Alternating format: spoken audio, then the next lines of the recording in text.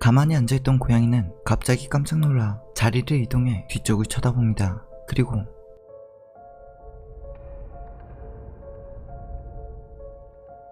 또한 고양이는 아무도 없는 곳에 무언가 있는 듯이 때리려 하죠. 친애하는 데이비드. 지금부터 이야기는 일러스트레이터인 아담이 실제로 경험한 사건이며 미국에서 굉장히 화제가 되어 영화화까지 결정된 사건입니다. 2017년 8월 8일 머리가 움푹 들어간 소년의 꿈을 꾸었다는 트윗으로 이야기는 시작됩니다.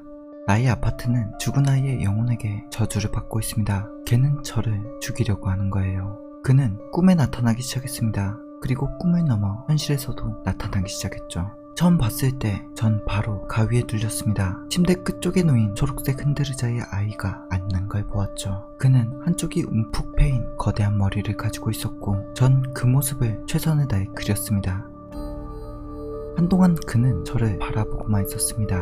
이윽고 의자에서 내려와 침대를 향해 비틀비틀 걸어왔죠. 저는 가위에 눌려서 움직일 수가 없었습니다. 그가 내 침대에 도착하기 직전 전 비명을 지르며 일어났습니다. 현실처럼 선명한 기억에 아담은 트위터에 그가 보았던 아이의 일러스트까지 그리며 끔찍했던 기억을 공유합니다. 그리고 며칠 후 아담은 또 다른 꿈을 꾸게 되죠. 며칠 후 나는 또 다른 꿈을 꿨습니다. 나는 도서관에 있었는데 한 소녀가 내게 다가와 친애하는 데이비드를 봤지? 그렇지? 라고 말했고 나는 누구? 라고 말했으나 소녀는 친애하는 데이비드, 당신은 그를 봤어. 그녀는 계속 말합니다. 그는 죽었어. 밤에만 나타나. 친애하는 데이비드라고 당신이 물으면 그에게 딱 2가지 질문을 할 수 있어. 그리고 덧붙입니다. 하지만 그에게 3번째 질문을 하려고 하지마. 그렇지 않으면 그가 너를 죽일 거야. 이런 꿈을 꾼 아담은 며칠 후 다시 데이비드를 만나게 됩니다.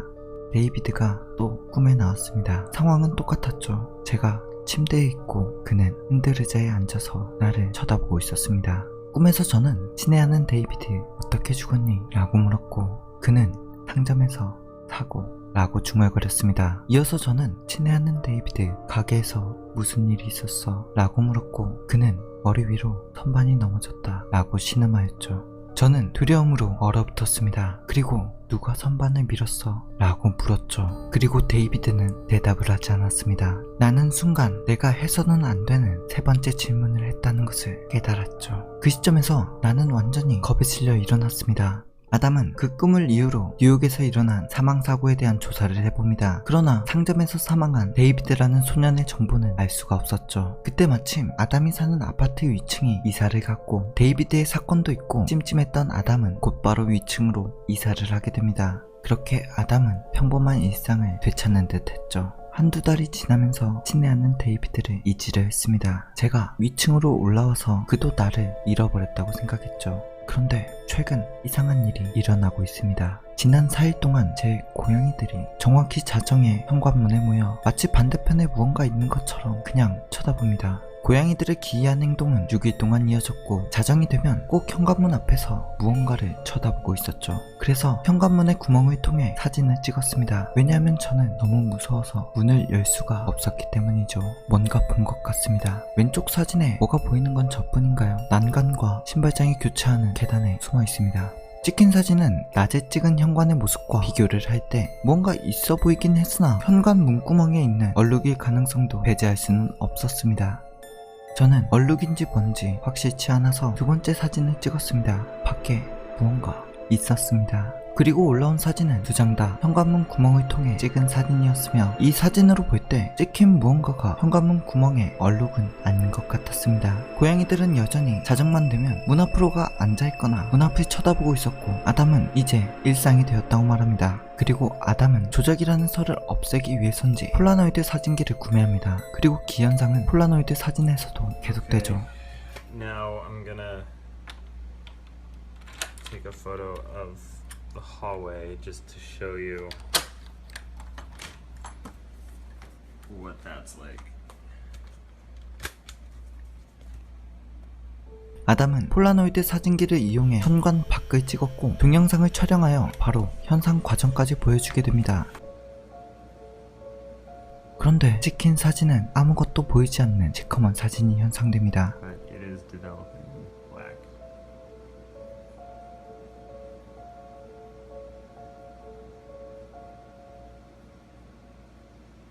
그리고 또한 폰으로 찍은 현관 밖은 선명하게 보였으나 폴라노이드 사진기로 찍은 현관문 밖은 얼룩 하나 없이 그냥 암흑이었죠. 각도를 바꿔서 촬영을 해봐도 결과는 같았습니다. 그리고 이런 사진을 본 사람들이 사진의 밝기를 이리저리 바꿔가며 보던 도중 현관문에 꼭 아이의 형상이 비춘 것 같다는 제보도 합니다. 이후로도 이런저런 사건들이 자잘하게 생겼으나 제대로 괴현상이 일어나게 된 것은 아담이 오래전부터 계획했던 일본 여행을 가며 집을 비웠을 때 일어났습니다. 3주 동안 집을 비운 사이 움직임을 감지하는 반려동물용 카메라에 이상한 현상이 기록된 것이죠.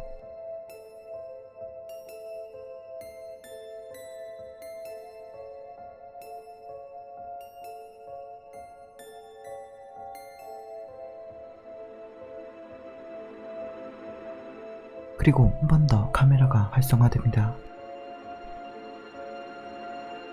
이런 괴현상을 캠에서 발견한 아담은 24시간 내내 카메라 영상을 검토하였고 또 이상현상을 목격하게 됩니다. 집에 있던 고양이들도 뭔가를 깨닫고 있었죠. 무언가를 시선으로 쫓으며 안 보이는 것을 뛰어넘고 이어서 컵이 움직입니다. 그리고 또 한 번 녹화된 영상에서는 고양이가 안 보이는 무언가를 공격하고 있죠. 그리고 이런 현상은 아담이 집에 돌아오고 나서도 이어졌습니다.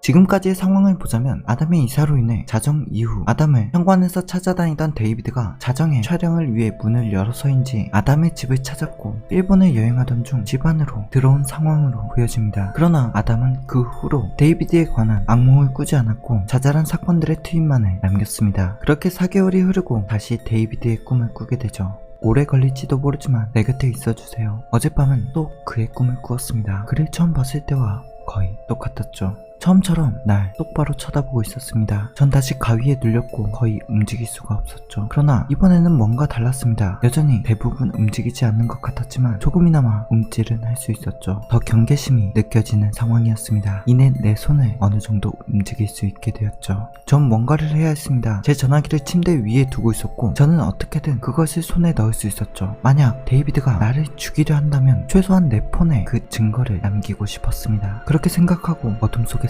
사진을 찍기 시작했죠.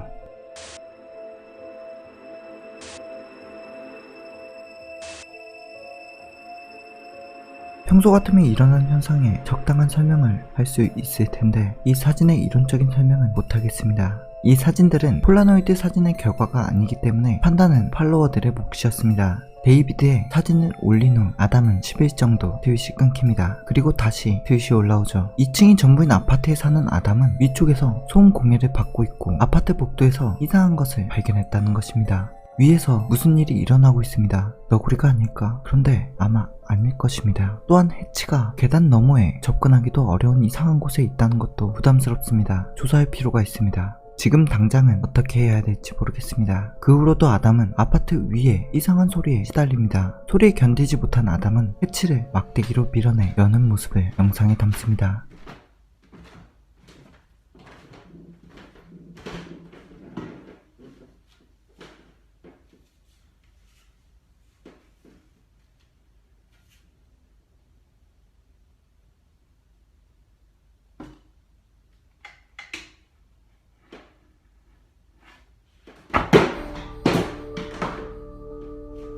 저는 그것을 집어들고 그것이 무엇인지 깨달았습니다. 그것은 작은 가죽 신발이었죠.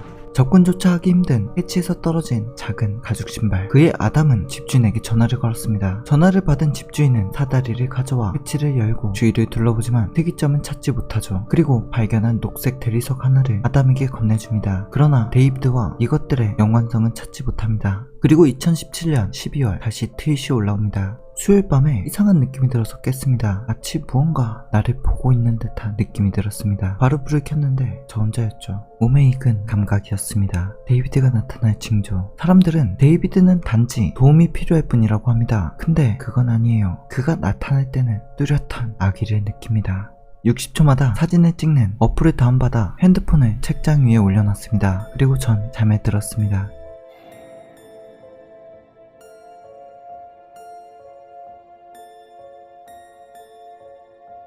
말문이 막히네. 그 기형적인 귀, 구겨진 머리, 무슨 생각을 해야 할지도 모르겠습니다. 저는 제 방을 다 뒤졌지만 아무것도 찾을 수 없었습니다. 솔직히 너무 지쳐서 어떻게 처리해야 할지 모르겠습니다. 수일이 지나고 그동안 사진 찍는 어플을 계속 사용해왔던 아담은 데이비드가 찍힌 이후 한 번도 데이비드의 모습은 찍히지 않았다고 말합니다. 그리고 해가 바뀌어 2018년 1월 3일 한동안 잠잠했던 데이비드는 다시 아담의 꿈속에 나타납니다. 어젯밤은 특히 나빴습니다. 저는 아팠고 밤새 악몽을 꾸었죠. 저는 데이비드가 땅에서 멀리 떨어진 천장 옆 구석에 맴도는 꿈을 꾸었습니다. 그는 입을 열어 뭔가를 말했지만 나는 아무 말도 들을 수가 없었죠. 그런 다음 그는 내 침대 위로 맴돌며 나를 내려다보았습니다. 입은 예상보다 빠르게 움직였죠. 저는 움직일 수 없었고 그를 올려다볼 수밖에 없었습니다. 갑자기 그는 아래로 곤두박질 쳤고 저는 엄청난 압력이 제 가슴에 부딪히는 것을 느꼈죠. 그렇게 헐떡거리며 일어났습니다. 그리고 계속해서 사용한 어플에 찍힌 사진은 바로 이 사진이었죠. 그리고 후에 올라온 트윗은 이렇습니다. 2-3주 전의 작업 이후 모든 현상이 멈췄습니다. 뭐 그런 거죠. 꿈도 꾸지 않고 기분이 좋아졌습니다. 다시 잠을 푹 잘 수 있게 되었죠. 아담의 데얼 데이비드의 이야기는 많은 부분이 간략화되었지만 장장 9개월간 트윗된 이야기였으며 아담은 이 이야기를 트윗하면서 수많은 팔로워가 생기게 됩니다. 그리고 일러스트레이터로서 데얼 데이비드로 영화 계약까지 체결하여 성공하기도 되죠. 그리고 많은 팔로워들은 계속해서 데이비드의 이야기를 아담이 해주기를 원하지만 아담은 더 이상 공유할 새로운 정보가 없다고 말합니다.